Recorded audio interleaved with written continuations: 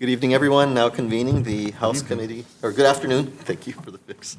Good afternoon, everyone. Now convening the Committee on Higher Education. Today is Wednesday, April 9th, 2025. A few minutes after 2 p.m., we are here in room 309 at the State Capitol for the purposes of a hearing on a handful of Senate concurrent resolutions that crossed over.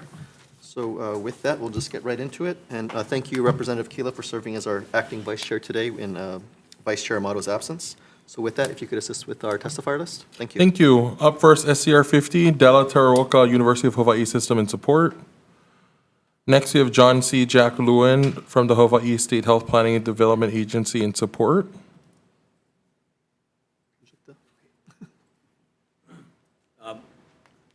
Hello, Chair, Vice Chair, and members. Yes, clearly we have a nursing crisis in our state, and this would be a tremendous investment in our future. Maui is more stricken than the other islands in terms of both physician nursing and other kinds of shortage. So we would strongly recommend seeing this investment as a real positive thing for our future. Mahalo.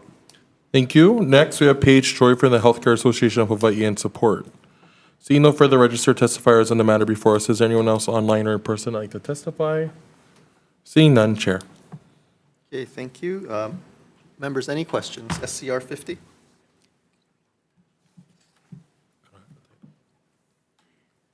Okay, seeing none, move on to the next resolution. Thank you. Up next, SCR 137, requesting the Office of the Auditor to conduct a performance audit on the University of Hawaii Foundation. First, we have John Han from the University of Hawaii Foundation in opposition. Good afternoon, Chair and Vice Chair. Thank you so much for giving me an opportunity to testify.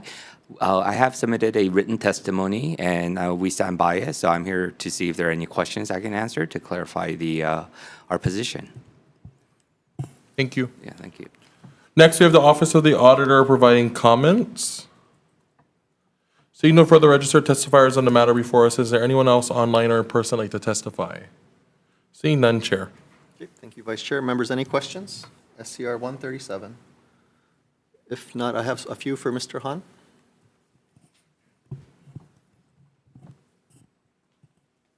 Yes. Thank you for being here. I know there's a public perception that Foundation is actually a part of the University of Hawaii, but you're saying that it is not. So I just have some questions, if you could just kind of educate me on the nature of the foundation. Absolutely. Okay, so let's see here. So I know the legislative auditor did testify that they don't have jurisdiction over the Foundation being a private nonprofit. So my inclination is to recommend deferral of this measure. But again, if you could just answer some questions for my edification. How does the Foundation internally measure the effectiveness and efficiency of all the different funds and fundraising activities that you undertake? Yeah, so we're governed by volunteer board of trustees, and they evaluate the foundation's performance and relative to how it's aligned with the supporting the university. So annually, we set fundraising goals as well as looking at effectiveness of the donor funds that are used and how it makes an impact and support the university. Okay, and you did note in your testimony there are about 7,000 different accounts. That's correct. Okay, and how do you, what kind of systems do you have in place to monitor the utilization and ensure that donor intent is met with those funds? Yeah, so we use an enterprise system. It's called Financial Edge, and that is a system we use to keep track of individual account balances, and the faculty and staff who are authorized to use those funds. And also, it does keep track of all of the pertinent donor documents, identifying the purpose and the use of the funds. For example, it could be for scholarship, it could be for athletics, and so we have many of those funds. And it does take a lot of resources to just ensure that our funds are used prudently and effectively to support the university. That's aligned with our the donor intent. Right. Okay. Thank you. Just a few more questions. So what are the processes the foundation uses to measure donor satisfaction, or if you hear stories about donor dissatisfaction, how do you go about managing that? Oh, we like to have direct conversation with the donors, so we meet with them. So if there are any concerns, we want to understand what the concerns are, and we try to address it immediately. So we do have number of public events where donors are invited, and we share our impact and results. And many times our donors will come up to us and give us feedback. And also, there are hundreds, maybe even thousands of just more intimate meetings with our staff, and sometimes with the faculty who the funds are supporting, and just try to understand, how much of an impact that is making and how the funds are utilized. And I can give you a couple of examples if that would be helpful. So for our endowment donors, we send out annually list of their endowed fund and the payouts that was made during the previous fiscal year. And then we also list the students who received the awards from those funds. And sometimes the students will write thank you letters to the donors individually. And also for some of the other types of endowments, so if it's a chair professorships, they would kind of write, how the funds were spent that fiscal year and the impact that has made for their research or program. Okay, and then, I know, again, it's clear in your testimony that folks go through quite a bit of various financial audits. Correct. Do you have any kind of system in place for performance audits? Performance audits? Or management audit? Sure. I feel, there is some overlap with our financial audit. And so first of all, we're benchmarked against our peers constantly. And that's one of the things our Board of Trustees ask us how we measure up to our peers in terms of the size and the impact that we're making.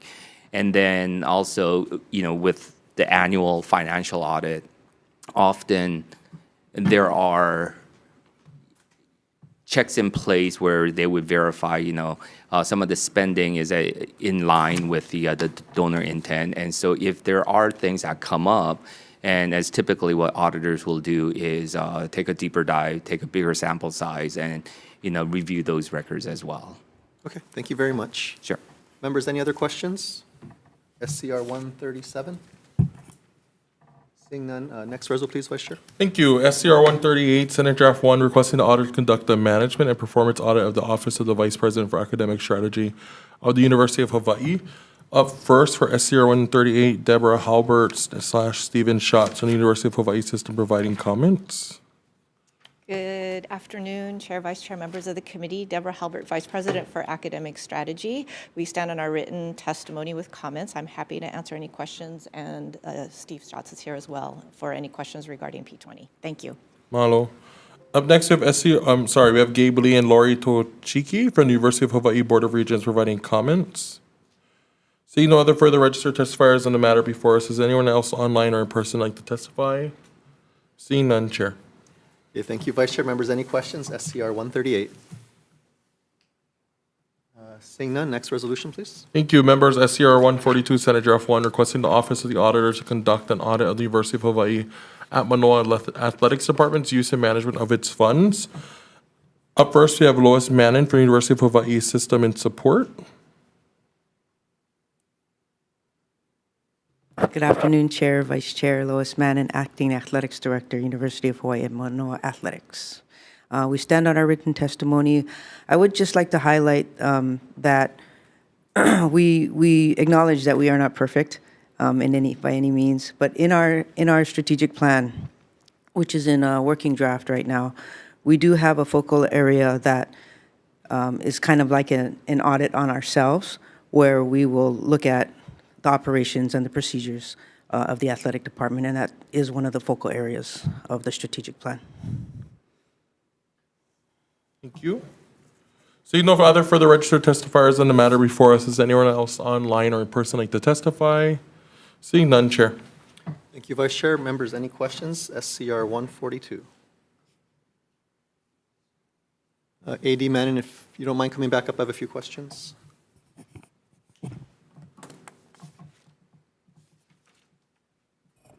Thank you. Just wanted to kind of dig a little deeper into your testimony. So you mentioned that you feel that the purpose of this resolution would be a little duplicative of what's already conducted to meet NCAA bylaws and compliance there. Just like I asked the UH Foundation, is that more of a financial audit in nature versus a performance/management audit? It is a more of a financial audit it is recommended or actually required every year by the NCAA. To your knowledge, do you recall the time there was like a performance or a management audit conducted of the athletic department?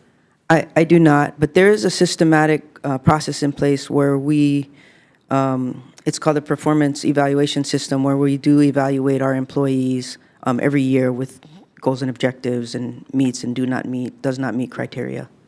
Okay, thank you. In the resolution as received by the committee, it notes a $2.1 million deficit in FY '24, but your testimony notes that there was a net income in the last 2 fiscal years, and I know you note the impact of the hazard pay award. Can you explain the discrepancy there? Correct. So the discrepancy, the deficit is shown in the NCAA report that is we're required to report every year, but the way that they asked us to report that, and Tiffany's not here, our business manager, but the way that they asked us to report, it does not include information from different sources. So we have, when we report the NCAA report, it does show a deficit, but when we actually compare our revenues and expenses, it balances itself out. I'm sorry, I don't know the exact terms of how to explain that without Tiffany here, but. Okay, and then going further in your testimony, you talk about some of the athletic department's priorities, and number one, you mentioned the house settlement planning. Can you educate the committee on what that refers to? And then in your testimony, you note that there was a recent court case, April 7th, so a few days ago, regarding whether or not the terms of the settlement were amenable to Judge Claudia Wilkin. Sure. So the house settlement is something that where all this name, image, likeness, and the antitrust lawsuits were kind of trying to rein it all in. But there was a settlement hearing on April 7th in front of Judge Wilkin. The expectation was for her to approve it, but she has not yet approved it. A lot has happened between the time that the settlement was presented and the hearing, so she is now evaluating more information that she's getting from everyone. So there has not yet been an approval of the settlement. Where we're at now is we're just waiting, but we are preparing for approval of the House settlement, just in case that, I mean, we're anticipating that she's going to approve it, but we can't wait for her to approve it. Sure. And what is the expected cost to the university for that settlement? So it really depends, because right now the mandatory back pay is about $150,000 to $60,000 a year, every year for the next 10 years, starting in FY '26. And the rest of the cost drivers, the revenue sharing and the Alston payments and the cost of attendance payments and the increase in scholarships, we're looking at about above $16 million. And then, so this is for former and current players to receive like a lump So the sum, back or- pay is for former players. Right. And the rest of it, the revenue sharing and the increase in scholarships and everything else is for current players. I just want to be very transparent in saying that the back pay is something that is required, and the revenue sharing and the increase in scholarships are not required, but it is required for us to remain competitive, because we are recruiting against people who are increasing and maximizing, like we said in the last hearing, the $20 million that Ohio State is paying in NIL and revenue sharing. Okay, and then are you going to have to come to the legislature to ask for funding for that potential $16 million line item, or is there? funds already identified? There is an ask right now of $12.8 million. That I think went to the governor's memo, and then that plus the 3.2 in reoccurring funds would be the $16 million ask. Okay, thanks for the breakdown there. Just a few more questions. Mm-hmm. You also note that the university is preparing for full membership in the Mountain West Conference. What is that going to be a financial gain for the university? I know the prior AD was working on eliminating travel subsidies that we used to pay to incoming teams. Can you just educate the committee on what the financial impact of being a full member is?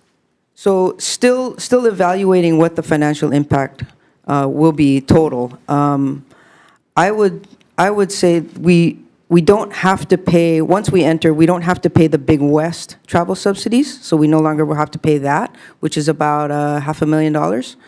But we will still continue to pay the football travel subsidies in the Mountain West, which we are currently paying anyway. But so the 500,000 in savings from the Big West, we will have to figure out what the travel costs will be to those different cities and what, how that pans out. We're not quite sure yet. Okay, understood. The third item you mentioned is fundraising, and you talked about NIL as well. You make a reference here about eliminating threats of donor frustration. Is that the sense you get in the community, that various collaboratives are having a hard time like working with each other or trying to get on the same page about how best to support the department? I think there's a lot of support for the department. I think there has been frustration in the past, and maybe in the current landscape, where right now, because NIL is not in the university system, it's through collectives and everything else, everyone's asking everyone, right? So donors are getting asked 4, 5, 6 times, and that's causing some frustration because now there is some kind of a tug of war between NIL money that goes to the student athletes and foundation money or, donations that come to the university for our operating money. So there's a little bit of a tug of war, and we're trying to get a handle on it. And that's kind of what I meant when I was talking about that. Understood. And then you reference here a new UH Foundation liaison. Is that person? He's on board already. Okay. For major gifts, and we are trying to figure out, I just met with Director Dolan and this person earlier this week, and we're trying to figure out how and if we can fold him into the NIL staffing equation. Okay, thank you. Number 4, you talked about facility upgrades and maintenance, that a facility master plan has been created but remains aspirational with no funding source. What is the cost of that master plan? And can you just kind of back up and explain what some of the elements of that are? Holy smokes. The facility master plan was something that was completed within the last, I want to say 12 months maybe. It is purely aspirational. We have not discussed it as a campus at all. We have not really socialized it, but it is a master plan to build a performance center that would actually make us, level the playing field with our peers. But it was also to relocate beach volleyball, tennis. I mean, it's everything. And there's one iteration where there's a campus. There's a football stadium on campus, and there's another iteration with the football stadium off campus. So we're just trying to figure it out. But it's upwards of hundreds of millions of dollars. Right, I can imagine. Are there plans to share that plan at some point with the legislature or the broader community? I don't know, and I don't know that if that's going to be my call. I would probably defer to the president and the new athletics director on what their vision is. Fair enough. Can you, you just mentioned the Performance Center and that it's an industry standard across all the Group of 5 schools. What is it, what do you mean by a Performance Center? So performance center is somewhere where we can have a central athletic space where we can have an equipment room all in one place, where we can do all the laundry in one place, a strength and conditioning where we can have all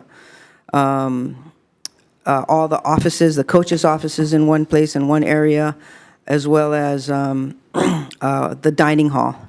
There's no real dining space in the athletic department right now where all of our student athletes can go and dine, and there's a kitchen, but it's all kind of all over the place when it comes to feeding them. So just to be more, I guess, better situated, and where our student athletes can come and talk to their coaches if they need to talk to their coaches, a study area where they can all study. We do have a study area now. We have a Nagatani Academic Center, but it would just be all encompassing, where a place where all athletes could just gather and with their coaches and be close to everything instead of walking all over the place to try and throw their laundry here and go to the locker room here and stuff like that. Have you conceptualized where that might be located on the lower campus? I know It the would space is kinda be, tight. yes, it would be in where the Ching Stadium is now. It would be on the Diamond Head side of that, Diamond Head end zone. Okay, so that assumes that the new Aloha Stadium gets built and then you're able to repurpose the existing Ching Field. If it gets built, or even if it doesn't, there's a way to try and just get rid of those stands, the grandstands right there in front of Les Murakami, and build it there. Do you have a price tag for that? Upwards of 300 million is my, Sorry, I don't mean to laugh. Okay, 300 million, okay, got it. Last set of questions here regarding. I said aspirational, right? No, duly noted. You mentioned here that you have a current working draft of the 3-year strategic plan to cover 25 through 28. Can you explain to us that process? Was this like an internal process? Was a consultant Sure. retained to help with that? Yeah, we had a core group with the athletic senior leadership, the athletic director, the 3 associate athletics directors, and we had a couple of coaches on this core group. And then we also had an advisory committee that consisted of many of our stakeholders, representatives from the community, the business community, the corporate community, the community in general, sponsors, the foundation was on it, campus leadership, the provost was on it. We had student athlete representation. A couple of coaches were also on that expanded committee. So we tried to get as many stakeholders as we possibly could on that. We had a couple of meetings with them to get their input. We started it in December of 2023, and then we took a little bit of a pause with the change in leadership, and then we revisited it in January of this year, late January, early February. We made some edits to it, and now we're awaiting the review of the new athletics director so that he or she can put their stamp on it and make sure that it aligns with their vision. The administration of the strategic plan was done by a community member who does this for a living. They did it pro bono. We got a recommendation from the business community to help us with it. And they're big fans as well of athletics, so that we didn't have to educate them on a lot of stuff. So it really did help, and it was really good. It was really good collaboration of pretty much everybody in the community and the stakeholders coming together. Okay, thank you. I think that's the last of my questions. Members, any other questions for Director Manin? All right, thank you. Seeing none, next reso, please, Vice Chair. Thank you. Members, SCR 192 requesting University of Hawaii system to establish a veterinary medicine expansion working group to explore the feasibility of developing a doctor of veterinary medicine program at the Windward Community College. Up first, for SCR 192, Deborah Halbert, University of Hawaii system, providing comments. Good afternoon again, Chair, Vice Chair, members of the committee. I'll stand on my written testimony. We do have some recommendations for potential members of that committee if this measure goes forward. Thank you. Thank you. Up next, we have Stephanie Kendrick from Hawaii Humane Society and Support. Seeing no further registered testifiers on the matters before us, is there anyone else online or in person like to testify? Seeing none, Chair. Thank you, Vice Chair. Members, any questions? SCR 192? Seeing none, next reso, please. Thank you. Members, up next is SCR 193, SD1. You're requesting the University of Hawaii Community Colleges to develop a comprehensive list of bachelor degree programs and other innovative workforce development pathways that directly align with job opportunities and industry needs within their respective region of service. Up first, we have Della Teraoka from the University of Hawaii system providing comments. Up next, we have Donna Mae Buscemi in support. And seeing no further registered testifiers on the matters before us, is there anyone else online or in person like to testify? Seeing none, Chair. Thank you, Vice Chair. Members, any questions? SCR 193, SD1? Seeing none, on to our last reso, please. SCR 203 requesting University of Hawaii to explore the feasibility of establishing an Alzheimer's Disease Research Center and identify the requirements for receiving federal funding from the National Institute on Aging for Alzheimer's Disease Research. Up first, we have Samuel Schaumacher from the University of Hawaii system providing comments. Next, we have Jack Lewin from the Hawaii State Health Planning and Development Agency in support. I'll just stand on my testimony. Thank you, Chair. Thank you. Lastly, Kobe Chalk from the Alzheimer's Association of Hawaii in support. Chair, Vice Chair, and members of the committee, Kobe Chalk with the Alzheimer's Association in strong support of this resolution, which would get the ball rolling on establishing an ADRC here in the state of Hawaii. We have a very diverse population here, and we want to make sure that with all the great groundbreaking research that's happening across the nation through funding from bipartisan champions in Congress, we want to make sure we're not missed and left out here. So appreciate your time and here for any questions. Thank you. Thank you. Seeing no further registered testifiers on the matters before us, is there anyone else online or in person that would like to testify? Seeing none, Chair. Thank you, Vice Chair. Members, any questions? SCR 203. Seeing none, we are one short of quorum, so we're going to recess and hope we can get a member or two down here. Recess.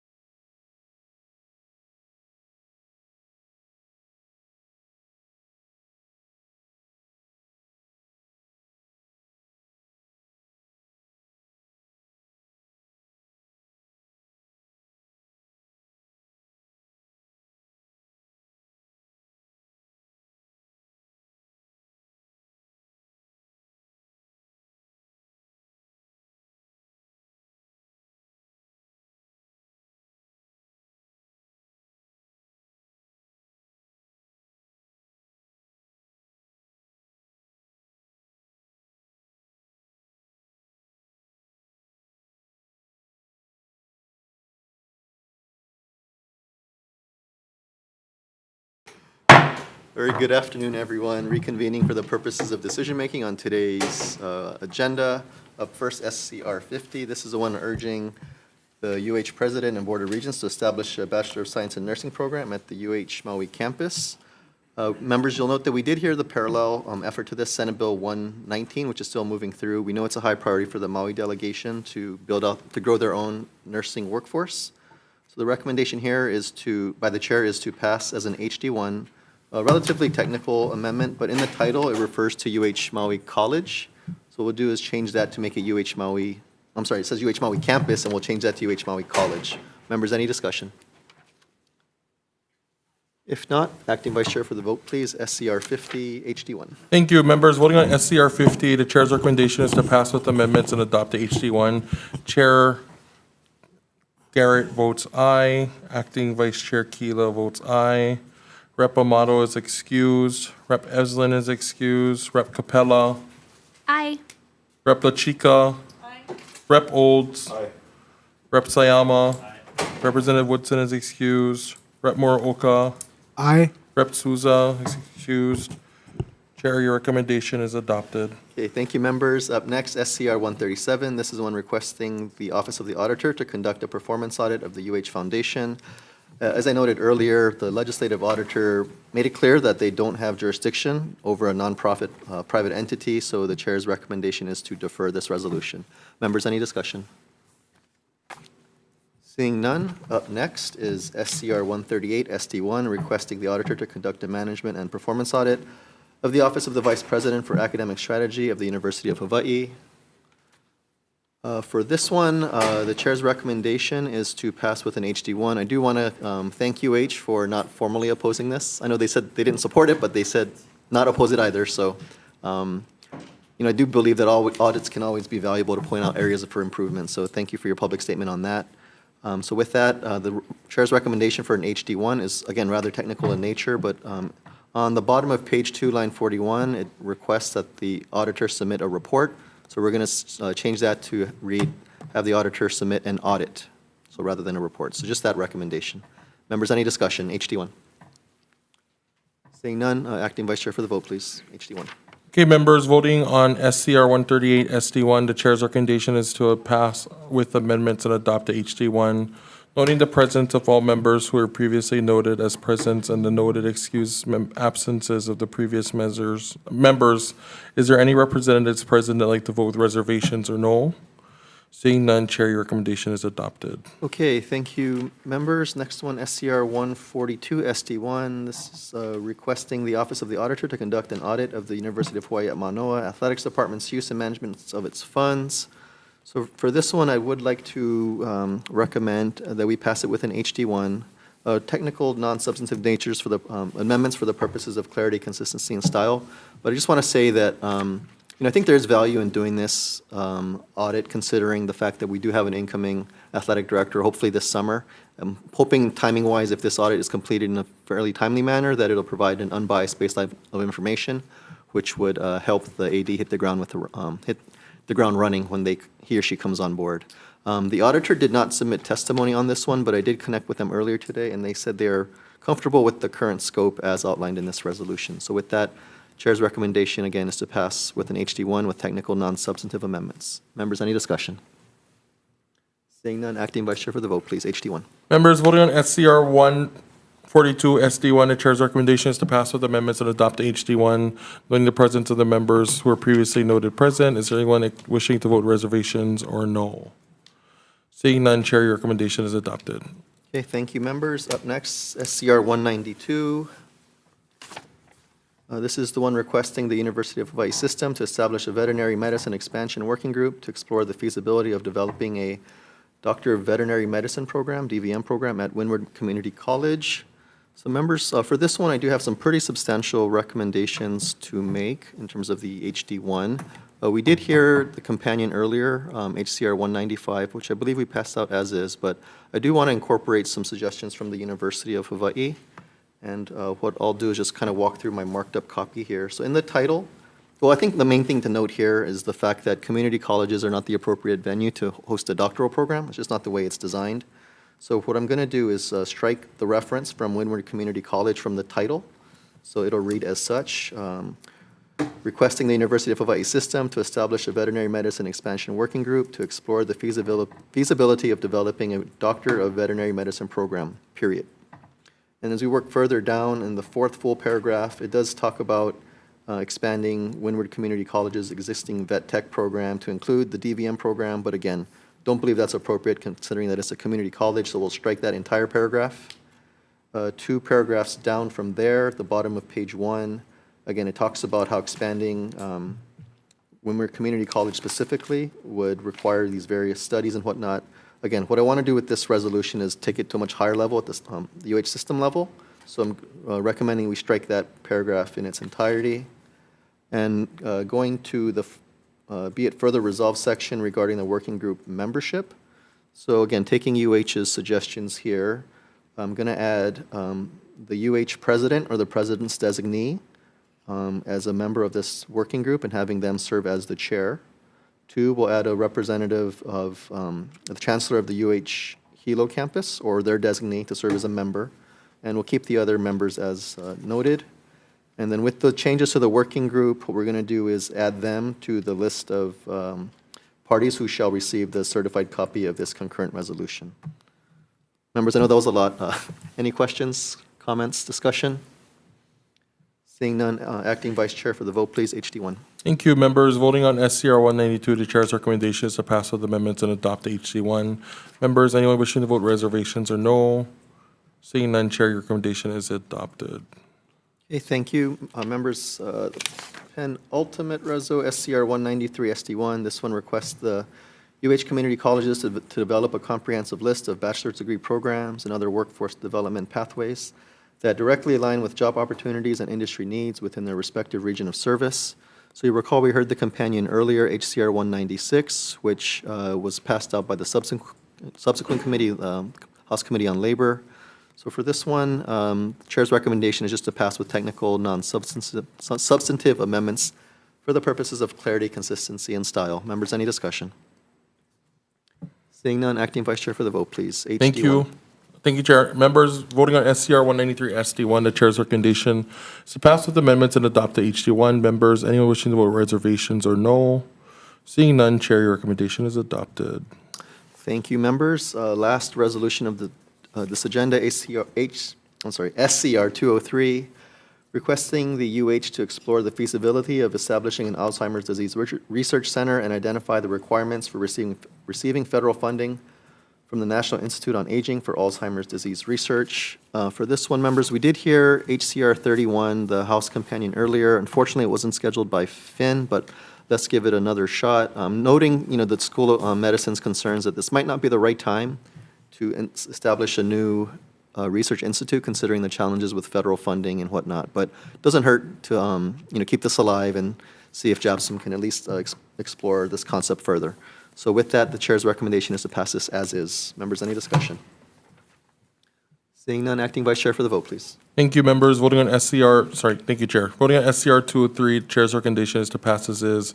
Members voting reservations or no? Seeing none, Chair, your recommendation is adopted.